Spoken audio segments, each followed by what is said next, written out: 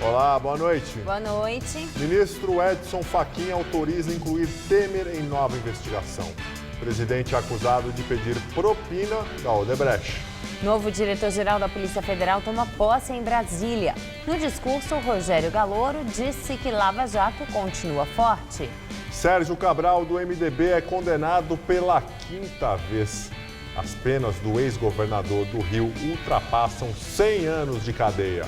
Sérgio Cortes diz ao juiz Marcelo Bretas que governador do Rio recebeu propina. Luiz Fernando Pezão, do MDB, tinha esquema ilícito com empresário do setor de saúde. Você acompanha essas e outras notícias após o intervalo. Até já.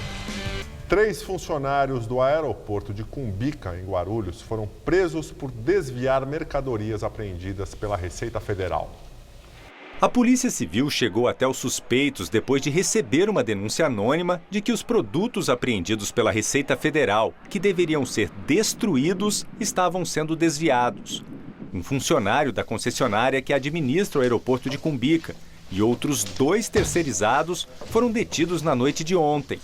Eles confessaram que subtraíram alguns produtos e depois vendiam as peças. No início da tarde, a Polícia Civil prendeu mais um suspeito de participação no esquema. Ele é funcionário de uma empresa de manutenção que também presta serviços para o aeroporto. O homem seria responsável por retirar parte dos produtos do setor de perdimento da Receita Federal, já que tinha mais facilidade de passar pelos detectores de metal. Objetos pequenos eles conseguiam esconder sob as vestes, tá? Então ele colocava aqui debaixo da roupa, alguma outra peça de roupa, alguma coisa assim.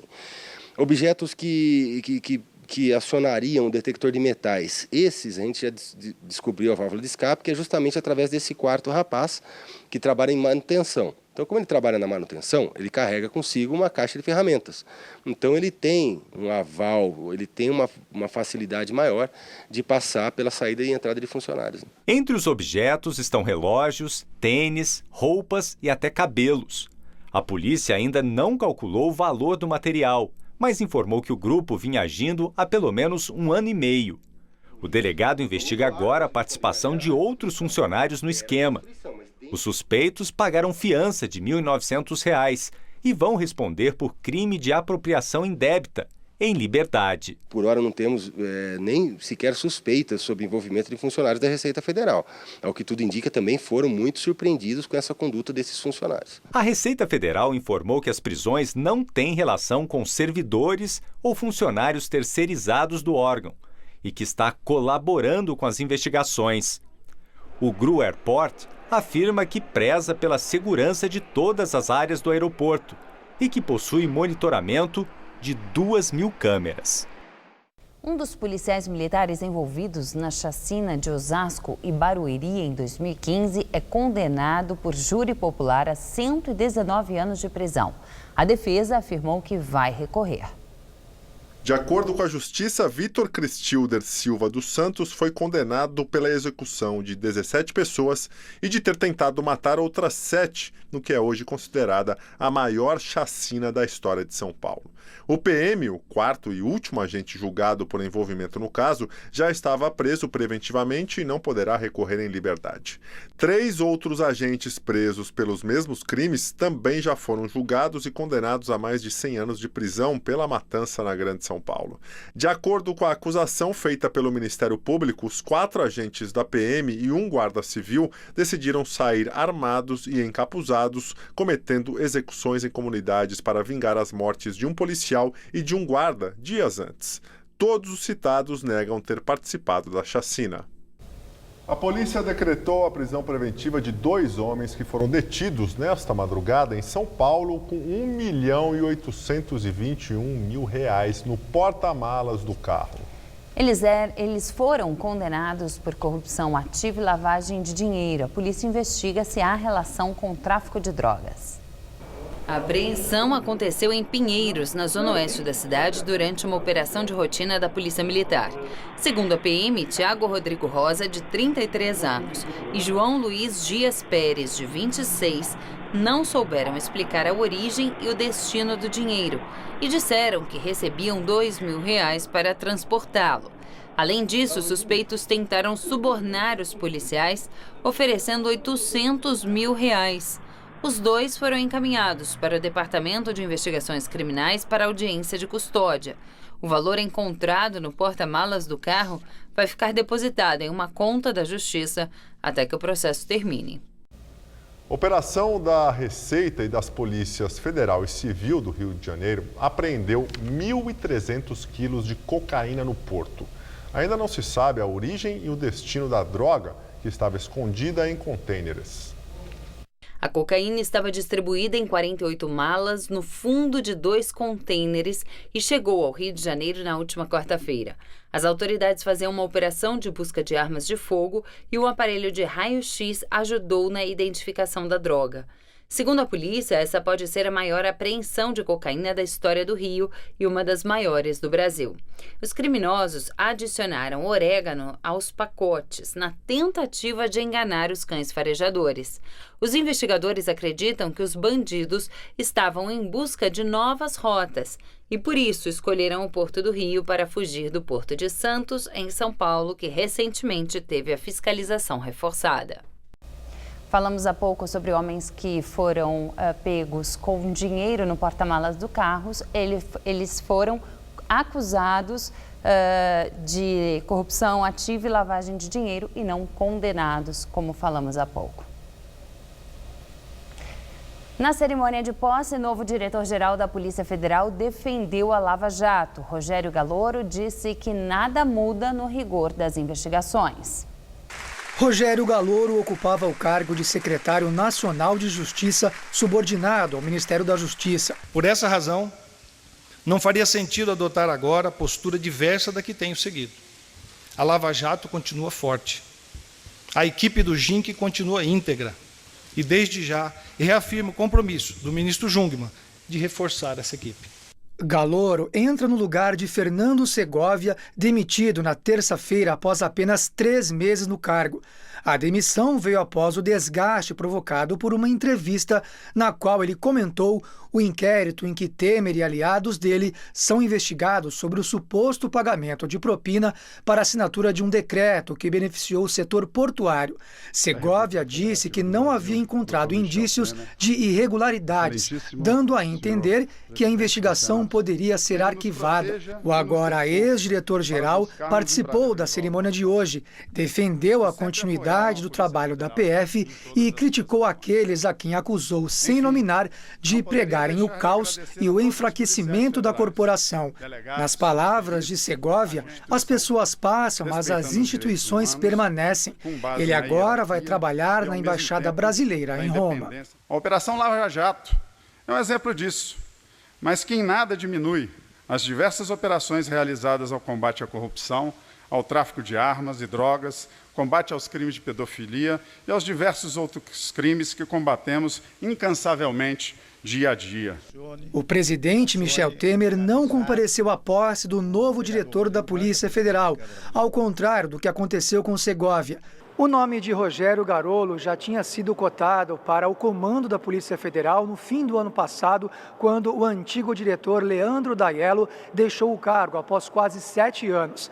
Galloro era o braço direito de Daiello, além de nome preferido do ministro da Justiça, Torquato Jardim. Mas, mesmo assim, ele acabou perdendo a vaga porque o MDB, partido de Temer, defendeu a indicação de Fernando Segovia. Rogério Galloro é apontado como um profissional cauteloso e discreto.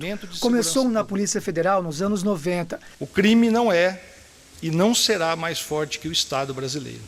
O crime não vencerá. O ministro Edson Fachin incluiu o presidente Michel Temer no inquérito que investiga os ministros Eliseu Padilha e Moreira Franco na Operação Lava Jato. Hoje, o presidente Temer voltou a ser o centro de uma história que parecia enterrada. É que o ex-procurador-geral da República, Rodrigo Janot, não tinha colocado Temer no inquérito da Lava Jato, que investiga os ministros da Casa Civil, Eliseu Padilha, e Moreira Franco, da Secretaria de Governo, porque a suposta corrupção dos integrantes do MDB teria ocorrido antes de Temer assumir o mandato. Mas a nova procuradora Raquel Dodge fez um pedido para acrescentar o nome do presidente nesse inquérito. E o ministro Edson Fachin aceitou. Disse que a imunidade temporária de Temer não impede a investigação. O caso envolve indícios de pagamento de propina pela Odebrecht na Secretaria de Aviação Civil, que já foi chefiada por Padilha e Moreira Franco. A investigação começou em março do ano passado, com base na delação de executivos da Odebrecht. Entre eles, o do ex-diretor da empreiteira, Cláudio Melo Filho. Depoimento, ele disse que Temer participou de um jantar em maio de 2014 no Palácio do Jaburu, onde a divisão de propina para o PMDB foi acertada. Para o ministro do STF, é obrigatório apurar os fatos. Ele argumentou que instaurar um inquérito não implica na responsabilização do presidente, como proíbe a Constituição. Atualmente, Temer também é investigado por suspeita de ter assinado um decreto que teria beneficiado o setor portuário. E outras 2 denúncias estão suspensas até o fim do mandato dele. Hoje, Temer participou de uma cerimônia de entrega de 300 ambulâncias em Sorocaba, no interior de São Paulo. Mas nenhum dos veículos ficou para a cidade. O presidente voltou a falar de segurança pública, depois de enterrar de vez o assunto da reforma da Previdência, que não conseguiu ser aprovada por falta de votos no Congresso. Agora, Michel Temer acredita que o combate à criminalidade é a grande pauta do país. Se as coisas desandam lá no Rio de Janeiro, elas servem, digamos assim, de mau exemplo para o país. E a segurança pública é algo que interessa ao país inteiro, que esta é, no momento, a grande pauta do país, que é a pauta com vistas a trazer segurança ao povo brasileiro. Por isso que, ao lado do progresso, nós vamos completar o nosso governo estabelecendo ordem. Em tom eleitoral, Temer afirmou que teve a coragem de fazer o que os governos anteriores não fizeram, como a reforma trabalhista, e que está feliz com os ministros escolhidos, alguns deles investigados por suspeitas de corrupção. E agora o comentário de Josias de Souza, direto de Brasília. Em matéria penal, Michel Temer revela-se um recordista. Supera suas próprias marcas numa velocidade estonteante. Virou o primeiro presidente da história a ser denunciado por corrupção. Tornou-se o primeiro mandatário a ostentar 2 denúncias criminais.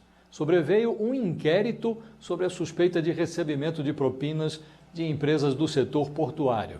E nesta sexta-feira, o relator da Lava Jato no Supremo Tribunal Federal, o ministro Edson Fachin, adicionou Temer no rol de investigados do inquérito que apura o pagamento de propina de 10 milhões de reais da Odebrecht para o PMDB. Coisa negociada num jantar no Palácio do Jaburu, a residência oficial de Temer.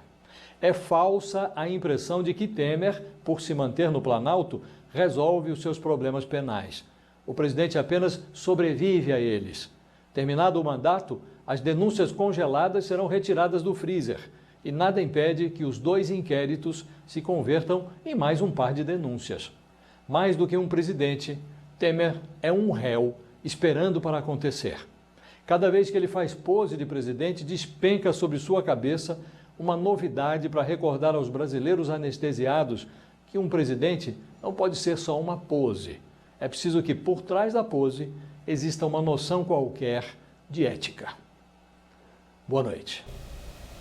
O ex-procurador-geral Rodrigo Janot e o juiz Sérgio Moro foram recebidos com protesto em debate sobre corrupção em Nova York. No evento, os 2 defenderam o fim do foro privilegiado. Cerca de 10 pessoas se reuniram na porta da American Society em Nova York para protestar principalmente contra o juiz Sérgio Moro. Com faixas e cartazes, os manifestantes simpáticos ao ex-presidente Lula chamavam Sérgio Moro de parcial e o acusaram de vender sentenças. O evento discutiu os rumos do combate à corrupção na América Latina. E durante os debates, Sérgio Moro disse que os brasileiros não estão insatisfeitos com a democracia, mas com os problemas que ela tem apresentado, como a corrupção generalizada e a impunidade. O juiz de Curitiba defendeu o fim do foro privilegiado no Brasil para cargos que não sejam de presidente da República, além de reformas gerais para combater a corrupção, que, segundo ele, não é resolvida apenas com uma investigação judicial. O ex-procurador-geral da República, Rodrigo Janot, também participou do debate e afirmou que o foro privilegiado precisa ser revisto com urgência pelo Supremo Tribunal Federal.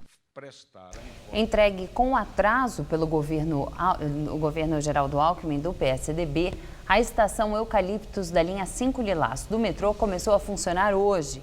6 das 11 estações prometidas para 2014 ainda estão fechadas. Depois de visitar um cliente em Moema, Emerson aproveitou a novidade para voltar para casa de metrô. Vou usar bastante. Essa estação e a próxima porque eu tenho clientes aqui nessa região.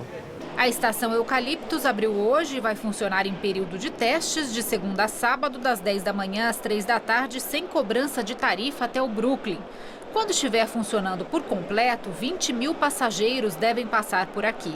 A linha 5 Lilás começou a ser construída há 20 anos e foi inaugurada em 2002, ligando o Capão Redondo ao Largo 13, em Santo Amaro. A expansão da linha com mais 11 paradas até a Chácara Klabin foi prometida para 2014. Mas até agora, com a nova estação Eucaliptus, apenas 5 foram inauguradas. A maior parte está assim, fechada e ainda em obras. E mesmo nesta reta final das construções, o governo de São Paulo já teve que adiar as entregas diversas vezes. Hoje, o secretário de Transportes Metropolitanos disse que estações que estão prontas não podem abrir porque a empresa responsável pelos trens atrasou. As obras civis da Hospital São Paulo e da AC Servidora praticamente estão concluídas. O problema do atraso do sistema da Bombardier. Nós não podemos funcionar uma estação sem sistema de sinalização. Nós temos duas hipóteses. Ou eu continuo multando, penalizando a empresa para ela fazer, ou eu rescindo o contrato e fazemos outro contrato, que demoraria mais ainda. A nova promessa é que quase todas as estações e as interligações com as linhas azul e verde estejam operando até maio. Apenas a estação Campo Belo, ligada à linha 17 do monotrilho, ficará para dezembro. Em clima eleitoral, o governador Geraldo Alckmin, do PSDB, participou da inauguração e prometeu entregar 20 estações de trem e metrô este ano. Admitiu que não vai participar de todas elas, já que pretende deixar o cargo até abril para se lançar candidato à presidência da República. A maioria eu não vou entregar, não tem importância. O importante é que a população vai ser beneficiada. O ex-governador do Rio de Janeiro, Sérgio Cabral, do MDB, foi condenado a mais 13 anos e 4 meses de prisão. Esta é a 5ª condenação de Cabral, sendo 4 no Rio pelo juiz Marcelo Bretas e 1 no Paraná pelo juiz Sérgio Moro. No processo de hoje, Cabral foi considerado culpado por lavagem de dinheiro na compra de joias. No total, o ex-governador responde a 21 processos e já foi condenado 5 vezes, apenas que somam mais de 100 anos. Atualmente, ele está preso no Paraná. A ex-primeira-dama, Adriana Anselmo, também foi condenada a 10 anos e 8 meses de prisão. É a 3ª condenação dela. As penas somam 37 anos e 11 meses. Adriana Anselmo cumpre prisão domiciliar. O ex-secretário estadual de Saúde do Rio de Janeiro, Sérgio Cortes, disse hoje em depoimento ao juiz Marcelo Bretas que o atual governador do Rio, Luiz Fernando Pezão, do MDB, recebeu propina de um empresário do setor de saúde. No início da audiência de hoje no Rio, Sérgio Cortes disse ao juiz Marcelo Bretas que considera a contribuição de campanha propina e explicou que Pezão indicou pessoalmente um empresário que mais tarde se tornaria contribuinte do esquema de desvios investigados pela Justiça. Toda vez que eu falar contribuição, eu estou falando de propina. A contribuição para a campanha eleitoral é igual a propina. O vice-governador Pezão, ele me diz, olha, eu tenho uma pessoa em Barra do Piraí que ele monta isso muito rapidamente, são painéis de aço, né? Chama-se Ronald Carvalho. Vamos lá visitar essa empresa. Alguém recebeu algum dinheiro por fora por esse contrato? Excelência, o Ronald Carvalho, ele virou um contribuinte do governador, do próprio vice-governador. Por meio de nota, o atual governador do Rio repudiou as declarações do ex-secretário de Saúde do governo Sérgio Cabral, dizendo que se trata de uma mentira sórdida que vem de uma pessoa que não fez parte do secretariado dele. Pezão também disse que a afirmação absurda é um ato de desespero de alguém que já admitiu ser corrupto, esteve preso, vem sendo acusado frequentemente de corrupção e não honrou a classe médica. Polícia Federal conclui que deputado federal Vander Lobé, do PT, cometeu crime ao receber R$50 mil de Caixa 3 na eleição de 2010. Segundo as investigações, Vander Lubê pediu doação à Odebrecht na eleição de 2010 e teve o pedido atendido. O dinheiro foi destinado à campanha dele, mas foi registrado oficialmente como doação de duas empresas ligadas ao Grupo Petrópolis, as distribuidoras de bebidas Praia Mar e Leirós de Caxias. Segundo a polícia, executivos da Odebrecht não queriam que a construtora aparecesse como doadora da campanha de Lubê. O crime investigado é falsidade ideológica eleitoral. As conclusões da Polícia Federal foram encaminhadas ao Supremo Tribunal Federal e à Procuradoria-Geral da República. O deputado nega qualquer recebimento ilícito de recursos e afirma que todo o dinheiro foi declarado em prestação de contas à Justiça Eleitoral. Após a queda acentuada na procura pela vacina contra a febre amarela no estado de São Paulo, o governo resolveu prorrogar a campanha de vacinação contra a doença. A nova data é 16 de março. Serão mais 2 semanas. As autoridades estão preocupadas porque a procura pela vacina diminuiu. Desde o dia 25 de janeiro até agora, foram aplicadas pouco mais de 4,5 milhões de doses fracionadas, o que imunizou apenas metade do público-alvo dos 54 municípios da campanha. A menor cobertura vacinal foi na Baixada Santista, com apenas 37% do esperado. Na capital, a cobertura atingiu 62% do público-alvo, com pouco mais de 2 milhões de pessoas vacinadas. As autoridades reforçam que a vacina é a melhor proteção contra o vírus e que a dose fracionada, que vale por 8 anos, tem a mesma eficácia que a integral. De 2017 até agora, 286 pessoas foram infectadas pelo vírus da febre amarela silvestre no estado. 102 morreram. Na capital, aumentou para 8 o número de casos autóctones, que são aqueles adquiridos no município, mas em área de mata. Os 3 novos registros são de moradores da Zona Norte. E 5 turistas que estiveram no Brasil entre janeiro e fevereiro contraíram febre amarela, segundo a Sociedade Internacional de Medicina de Viagem. Um chileno e um suíço morreram. Os outros casos são de turistas que se recuperaram. A semana vai terminando com um tempo instável aqui na capital paulista. Chove em São Paulo, como a gente pode ver aqui atrás na Avenida Paulista. E Mariana Armentano traz a previsão para o fim de semana para a gente.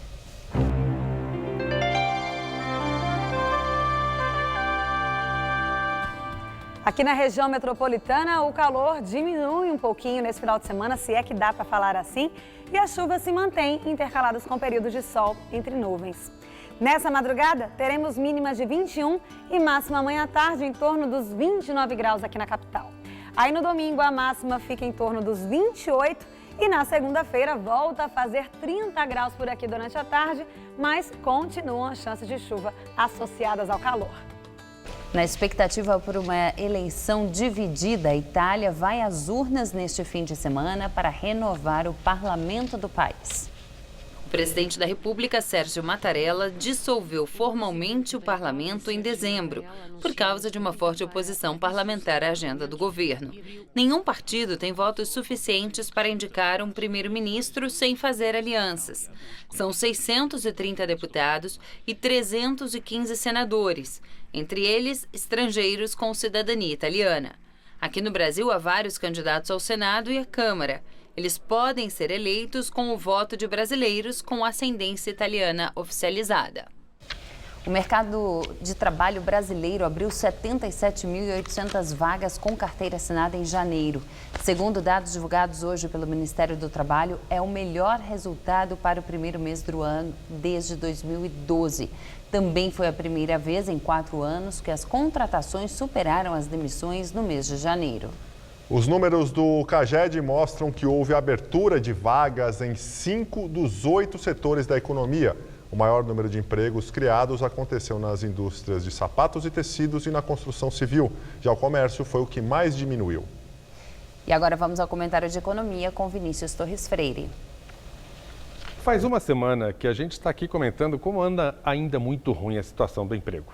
Mas vamos dar um alívio hoje. Apareceu uma noticiazinha boa. O número de empregos com carteira assinada parou de cair na comparação com o ano anterior. Quer dizer, tinha mais gente empregada com CLT em janeiro passado do que em janeiro de 2017. É a primeira vez que isso acontece desde o início de 2015, faz quase 3 anos. 3 anos, gente, em que o número de empregos melhores foi pro ralo. É uma grande mudança? Ainda não, é só o comecinho da recuperação. Desde o começo da crise, o Brasil perdeu quase 3 milhões de empregos com carteira assinada. 3 milhões é a população inteira de Brasília ou de Salvador. Vamos recuperar tudo isso nesse ano? Nem de longe. Na hipótese mais realista, o número de empregos com carteira vai aumentar uns 500 mil. Na hipótese muito otimista, 1 milhão. Mas dá para ser um pouquinho mais otimista neste começo de 2018. A gente viu que no ano passado a economia só cresceu 1%, depois de cair 3,5% em 2015 e outro tanto em 2016. Estamos escalando um buracão ainda. Mas houve alguma melhorazinha no balanço da economia brasileira em 2017, que saiu ontem. Enfim, a crise no setor da construção civil parou de piorar. O setor de obras era o último importante que ainda estava no vermelho. Em resumo, parece provável que vamos ter um crescimento de 3% neste ano, 3 vezes mais rápido que no ano passado. Com mais emprego, com diminuição do emprego precário, que vai durar ainda alguns anos, mas começa a diminuir agora. Boa noite. Nós ficamos por aqui. A edição de hoje pode ser vista no site do Jornal da Gazeta. Um bom fim de semana para você. Tchau, Gabriel. Tchau, Juliana. Até segunda. Muito obrigado pela companhia. Tenha uma excelente noite. Fica agora com o Rony Von no Todo Seu. Até segunda.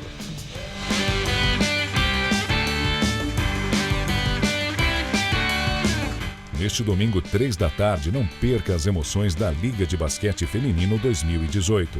Assista agora, Todo Seu.